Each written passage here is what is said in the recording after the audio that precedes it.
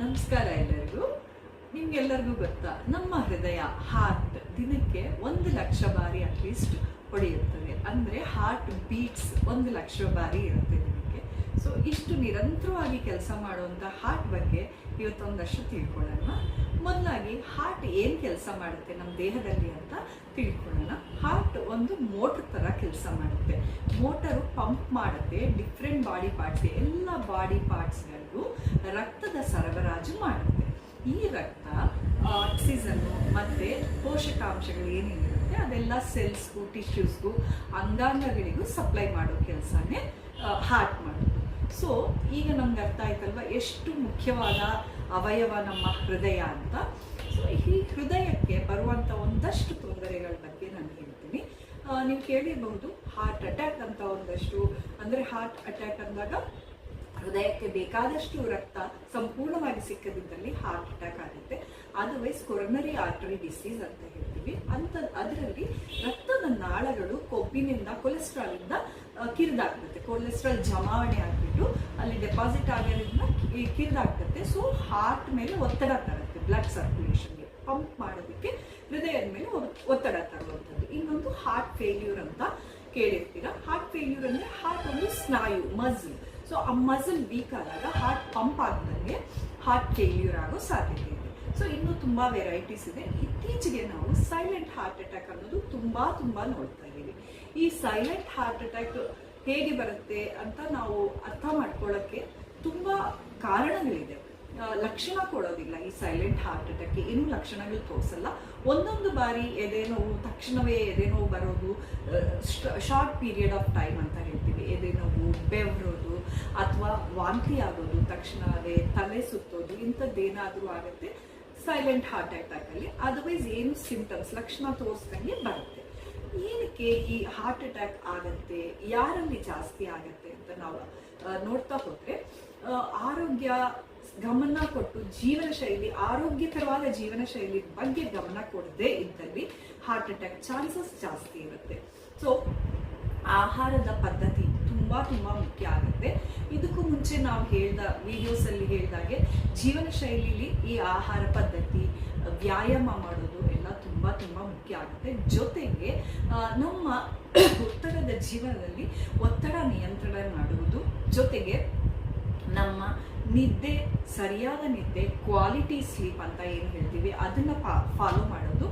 ಅದರ ಜೊತೆಗೆ ಮಧುಮೇಹ, BP ಇದ್ದಲ್ಲಿ ಇನ್ನೂ ಹೆಚ್ಚಿಗೆ ಚಾನ್ಸಸ್ ಇರುತ್ತೆ ಹಾರ್ಟ್ ಅಟ್ಯಾಕ್ ಬರೋಕ್ಕೆ. ಸೊ ಇದೆಲ್ಲನೂ ಗಮನದಲ್ಲಿ ಇಟ್ಕೊಂಡು ಹೋಗಬೇಕು.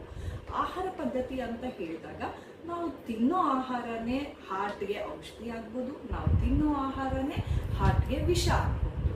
ಸೊ ಒಂದಷ್ಟು ಒಳ್ಳೆ ಆಹಾರಗಳು ಹಾರ್ಟ್ಗೆ ಸಂಬಂಧಪಟ್ಟಂತೆ ಅಂತ ಹೇಳುವಾಗ ಎಲ್ಲ ಥರದ ಧಾನ್ಯಗಳು, ಅಂದರೆ ಪಾಲಿಶ್ ಮಾಡಿದಂಥ ಧಾನ್ಯಗಳು, ಸಿರಿಧಾನ್ಯ, ಬೇಳೆ, ಮೊಳಕೆ ಕಾಳು, ತರಕಾರಿ, ನಾರಿನಂಶ ಚೆನ್ನಾಗಿರುವಂಥ ಕಲರ್ಫುಲ್ ಬಣ್ಣದ ತರಕಾರಿಗಳು ಚೆನ್ನಾಗಿ ತಿನ್ನೋದು, ಹಣ್ಣುಗಳು ಚೆನ್ನಾಗಿ ತಗೊಳ್ಳೋದು, ಉಪ್ಪಿನ ಅಂಶ ಕಡಿಮೆ ಮಾಡೋದು, ಇದೆಲ್ಲ ಮುಖ್ಯ ಆಗುತ್ತೆ. ಸಕ್ಕರೆ, ತಂಪು ಪಾನೀಯಗಳು ಇವೆಲ್ಲ ಕಡಿಮೆ ಮಾಡೋದು. ತುಂಬ ಸಕ್ಕರೆ ಅಂಶ ಇರುವಂಥ ಆಹಾರ, ತುಂಬ ಎಣ್ಣೆ ಅಂಶ ಇರುವಂಥ ಆಹಾರ, ಪದೇ ಕರೆದಿದ ಎಣ್ಣೆ ಬಳಸುವಂಥ ಪದ್ಧತಿ, ಆಚೆ ತುಂಬ ಕರೆದಿರುವಂಥ ತಿಂಡಿಗಳು ತಿನ್ನೋದು, ಉಪ್ಪಿನ ಅಂಶ ಇರುವಂಥದ್ದು ತಿನ್ನೋದು, ರಿಫೈನ್ಡ್ ಮೈದಾಯಿಂದ ಮಾಡಿರುವಂಥ ಪ್ರಾಡಕ್ಟ್ಸ್ ತಿನ್ನೋದು ಬಿಡೋದು, ಇವೆಲ್ಲನೂ ಬಿಡಬೇಕು.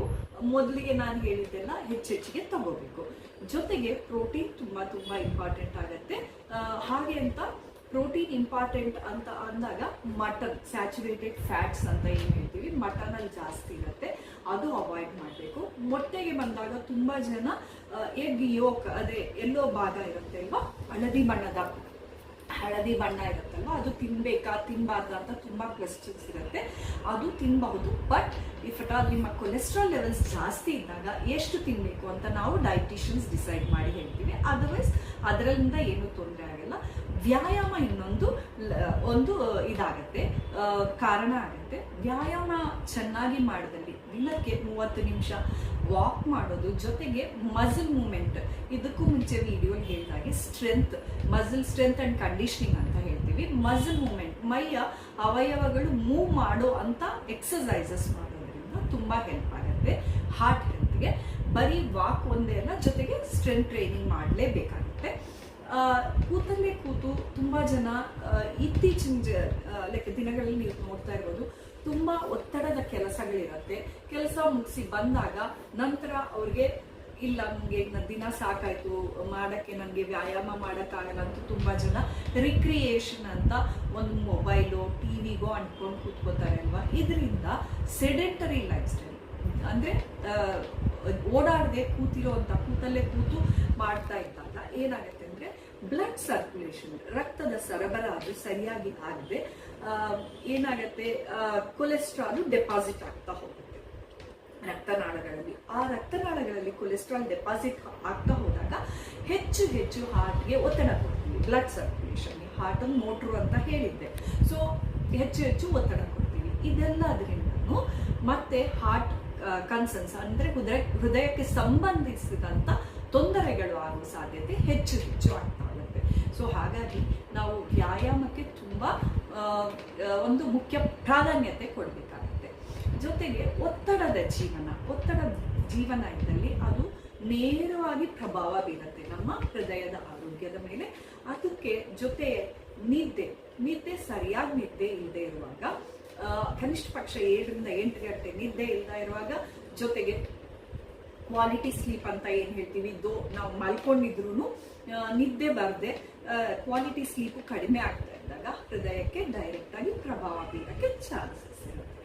ಈಗ ಒಂದಷ್ಟು ನಾವು ರೆಗ್ಯುಲರ್ ಆಗಿ ಚೆಕ್ ಮಾಡಿಸ್ಕೊಳ್ಳುವಂಥದ್ದು, ಹಾರ್ಟ್ ಹೆಲ್ತ್ ಬಗ್ಗೆ ತಿಳ್ಕೊಳ್ಳುವಂಥ ಟೆಸ್ಟ್ಗಳು ಅಂತ ಹೇಳಿದ್ರೆ ಲಿಪಿಡ್ ಪ್ರೊಫೈಲು ಖಂಡಿತ 6 ತಿಂಗಳಿಗೊಮ್ಮೆ ಮಾಡಿಸ್ಕೊಂಡ್ರೆ ಒಳ್ಳೆಯದು. ಇನ್ ಕೇಸ್ ಯಾರಾದರೂ ಮಧುಮೇಹ ಆಲ್ರೆಡಿ ಇದ್ದಲ್ಲಿ, BP ರೇಟ್ ಇದ್ದಲ್ಲಿ, ಮೆಡಿಸಿನ್ಸ್ ತಗೊತಾ ಇದ್ದವರು ಇನ್ನೂ ಮಿಸ್ ಮಾಡದೆ 6 ತಿಂಗಳಿಗೊಮ್ಮೆ ನೋಡಿಸ್ಕೊಳ್ತಾನೆ ಇರಬೇಕು. ಜೊತೆಗೆ ವರ್ಷಕ್ಕೊಮ್ಮೆ ECG, ಆಮೇಲೆ 2 ವರ್ಷಕ್ಕೊಮ್ಮೆ TMT ಟೆಸ್ಟ್, ಎಕೋ ಟೆಸ್ಟ್ ಇಂಥದ್ದೇನಾದರೂ ಮಾಡಿಸ್ತಾ ಇದ್ರೆ ಬೆಟರ್. ಶುಗರ್ ಲೆವೆಲ್ಸ್ ಕಂಟ್ರೋಲ್ ಇಲ್ಲದೆ ಇರೋರು, BP ಕಂಟ್ರೋಲ್ ಇಲ್ಲದೆ ಇರೋರು. ಅದರ್ವೈಸ್ ಬೇರೆ ಹೆಲ್ದಿ ಇಂಡಿವಿಜುವಲ್ಸು 6 ಮಂತ್ಸ್ ಒಂದು ಲಿಪಿಡ್ ಪ್ರೊಫೈಲು, ವರ್ಷಕ್ಕೊಮ್ಮೆ ಅಥವಾ 2 ವರ್ಷಕ್ಕೊಮ್ಮೆ ECG ಮಾಡಿಸ್ಕೊಂಡು ನಡೆಯುತ್ತೆ. ಇನ್ನೊಂದು ಫ್ಯಾಮಿಲಿಲಿ ಅಂದರೆ ಅವರ ಕುಟುಂಬದಲ್ಲಿ ಹಿರಿಯರಿಗೆ, ಅಜ್ಜಿ ತಾತ ಆಗ್ಬೋದು, ಅಪ್ಪ ಅಮ್ಮ ಆಗ್ಬೋದು, ಯಾರಿಗಾದ್ರೂ family history of heart diseases ಅಂದರೆ ಹೃದಯಕ್ಕೆ ಸಂಬಂಧಿಸಿದಂಥ ಕಾಯಿಲೆಗಳು ನಮ್ಮ ವಂಶದಲ್ಲಿ ಇದೆ ಅನ್ನೋರು ತುಂಬ ಕಾಳಜಿ ವಹಿಸಿ BP ಸ್ಪೆಷಲಿ ಕಂಟ್ರೋಲ್ ಮಾಡ್ಕೋಬೇಕು. BP ಜಾಸ್ತಿ ಇದ್ದಲ್ಲಿ ಹಾರ್ಟ್ಗೆ ತುಂಬ ನೇರ ಪ್ರಭಾವ ಬೀರುತ್ತೆ, ಹಾರ್ಟ್ ಒತ್ತಡ ಕೊಡ್ತೀವಿ. ಸೊ ಇದೆಲ್ಲ ಗಮನದಲ್ಲಿ ಇಟ್ಕೊಂಡು ಹೋಗೋಣ. ಹಾಗೇನೆ ಈ ಹೊಸ ವರ್ಷ ನಾವು ನಮ್ಮ ಹೃದಯದ ಆರೋಗ್ಯ ನಮ್ಮ ಕೈಲಿದೆ ಅಂತ ತಿಳ್ಕೊಂಡು ಅದನ್ನ ಗಮನ ಇಟ್ಕೊಂಡು ಅದಕ್ಕೆ ತಕ್ಕಂತೆ ನಮ್ಮ ಆರೋಗ್ಯ ಜೀವನ ಶೈಲಿ ಸರಿ ಮಾಡ್ಕೊಳ್ತಾ ಹೋಗೋಣ. ಎಲ್ಲರಿಗೂ ಶುಭವಾಗಲಿ ಅಂತ ಪ್ರಾರ್ಥಿಸ್ತೀನಿ. ಧನ್ಯವಾದ.